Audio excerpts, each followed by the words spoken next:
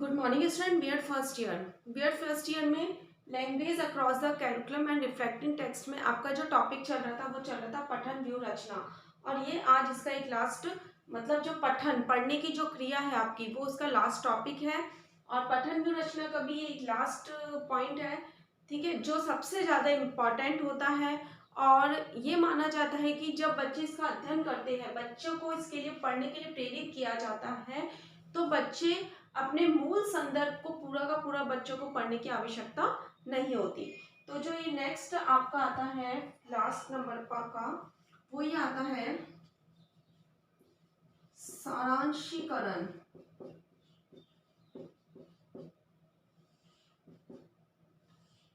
ये क्या होता है सारांशीकरण? किसी विस्तृत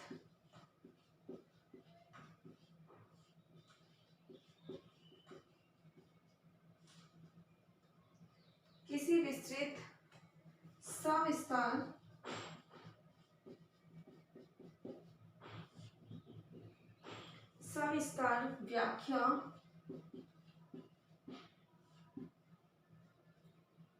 व्यक्तव्य, जो व्यक्तव्य कुछ होता है, लेख इत्यादि इत्यादि के तथ्यों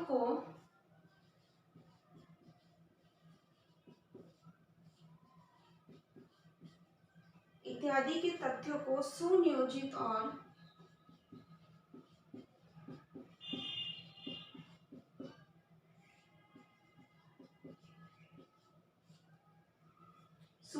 और संक्षिप्त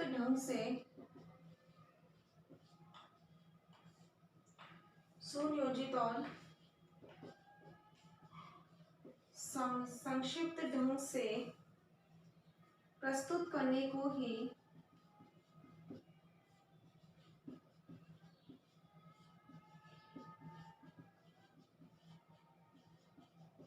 सुनियोजित और संक्षिप्त से प्रस्तुत करने को ही सारांश कहते हैं।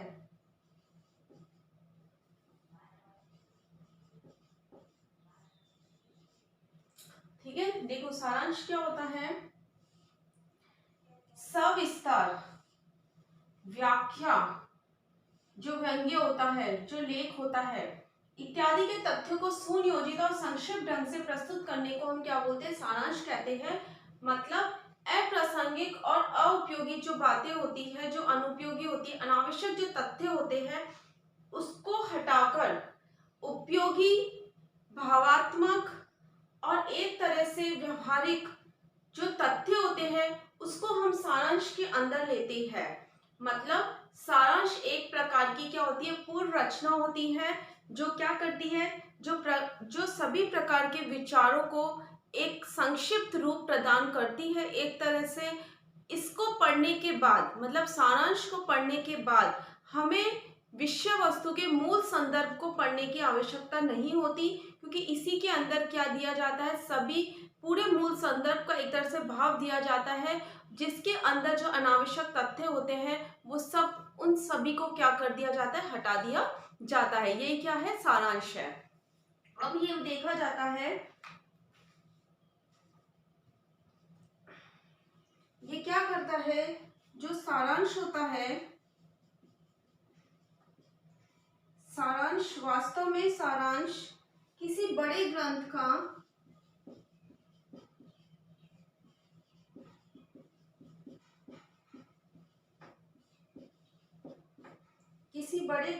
का संक्षिप्त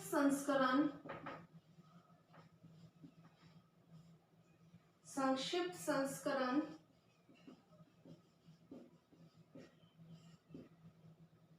बड़ी मूर्ति का लघु अंक,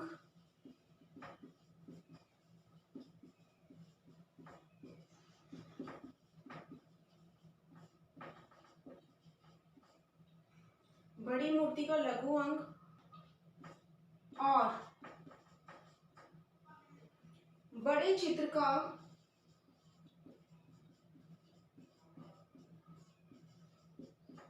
बड़े चित्र का छोटा चित्रण है। छोटा चित्रण है।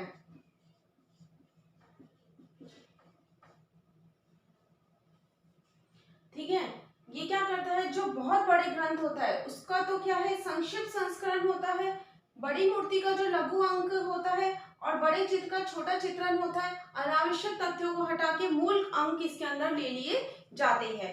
अब जब हम सारांश करते हैं तो हमें, जब हम किसी भी विषय वस्तु का सारांश लिखते हैं, किसी भी संदर्भ का सारांश लिखते हैं, तो हमें निम्नलिखित बातें ध्यान में रखनी चाहिए। पहले नंबर की,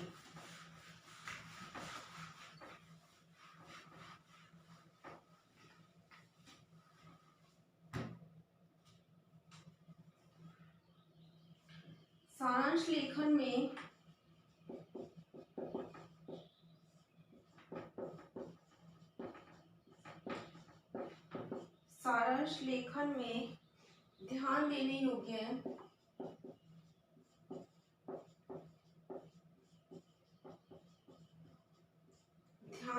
योग्य है, बातें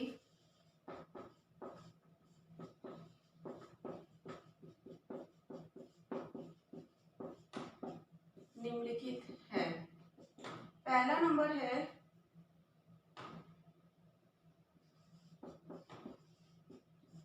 कोई आवश्यक बात ना छूट जाए। इसका मतलब है सारांश में ये ध्यान रखना चाहिए कि जब हम सारांश लिख रहे हैं तो उससे रिलेटेड कोई आवश्यक बात छूट ना जाए। मतलब जब हम देखते हैं पूरे चैप्टर को रीड करते हैं तो उसके से रिलेटेड जो भी मतलब मेन जो पॉइंट्स होते हैं वो हम एक तरह से किस में लेते हैं, सारांश के रूप में लेते हैं। कि अगर किसी व्यक्ति को उसके बारे में पढ़ना है तो वो अगर सारांश को भी पढ़ लेगा तो उसे पूरी की पूरी जो कंटेंट है या पूरा स्टोरी है या जो भी है उसे पढ़ने की आवश्यकता नहीं होगी।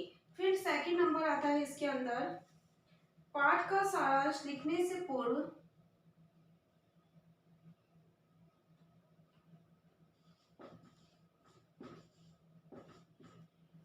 पाठ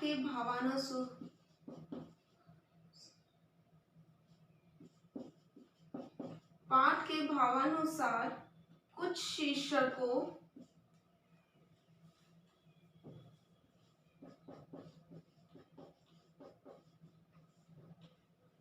शीर्षकों का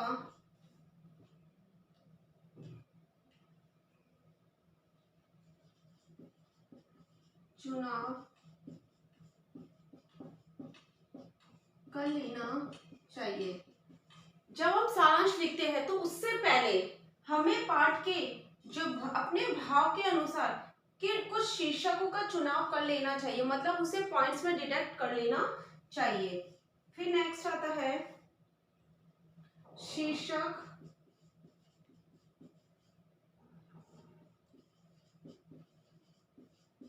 अधिक लंबे नहीं हो। मतलब जब हम शीर्षकों का चुनाव करते हैं तो हमें ये ध्यान रखना, शीर्षक अधिक लंबे हो जाएंगे तो वो तो क्या हो जाएगा, वो पूरा का पूरा एक तरह से कंटेंट ही माना चला जाएगा, वो सारांश रूप कहलाएगा ही नहीं। तो सारांश के लिए शीर्षक क्या होने चाहिए, अधिक लंबे नहीं होने चाहिए। फिर आता है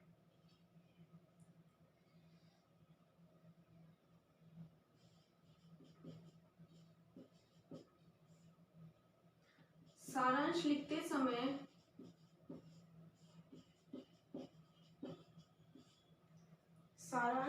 समय मूल पाठ के भाव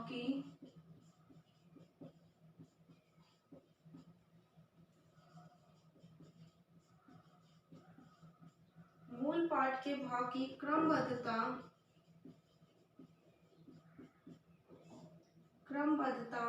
का ध्यान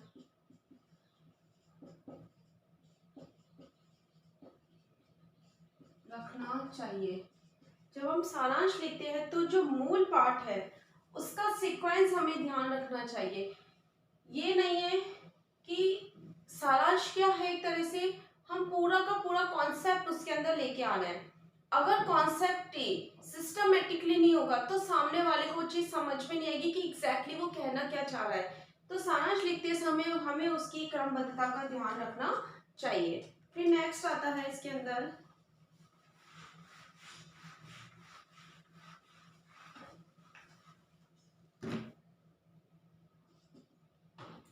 नेक्स्ट आता है अंत में पाठ का सारांश दिया जाता है।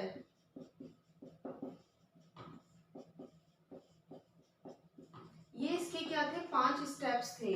अंत में सारांश दिया जाता है मतलब निष्कर्ष दिया जाता है और अपने मूल संदर्भ को स्पष्ट किया जाता है। फिर नेक्स्ट आता है इसके अंदर कक्षा में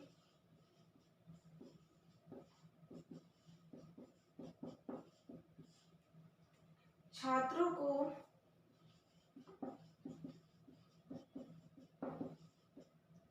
सारांश के लिए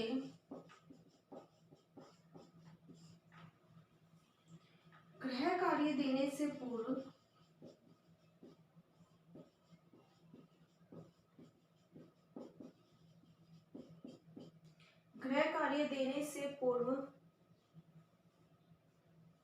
उन्हें पाठ के सम्मुख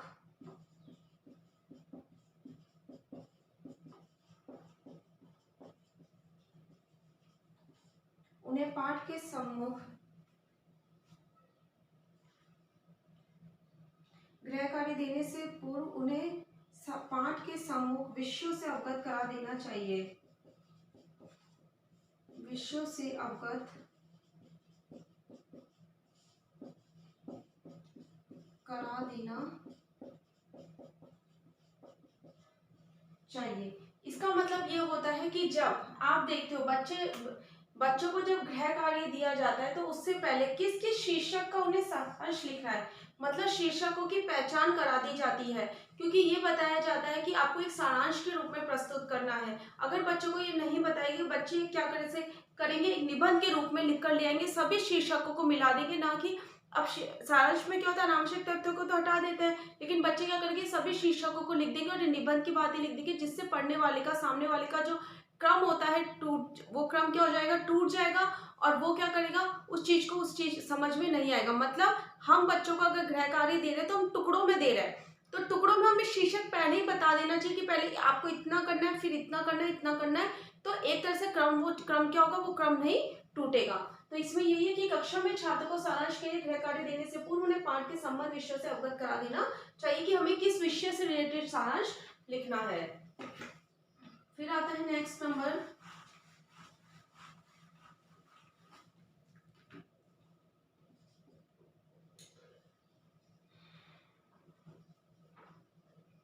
पहले छात्रों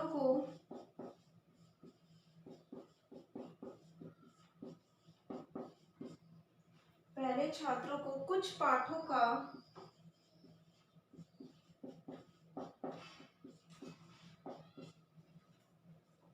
आदर्श रूप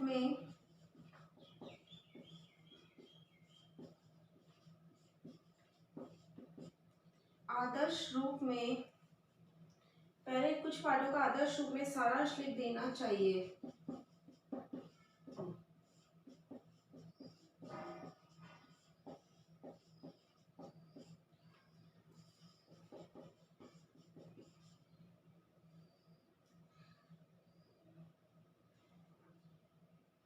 देखो, पहले छात्र को उस पाठों का आदर्श रूप में क्या कर दे, सारांश लिख देना चाहिए।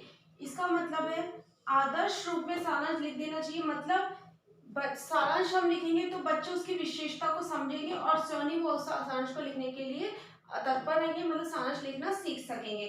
तो इस प्रकार और भी कुछ बातें हैं जो आप अपने पॉइंट ऑफ व्यू से लिख सकते हैं इसके अंदर। तो ये क्या था, आपका सारांशीकरण आपका कंप्लीट हो गया, पठन रचना आपका कंप्लीट हो गया।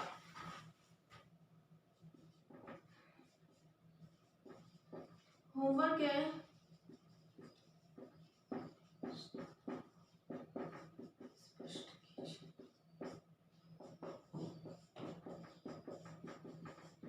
पठन रचना को स्पष्ट कीजिए, घर पे रहिए, सुरक्षित रहिए। Thank you.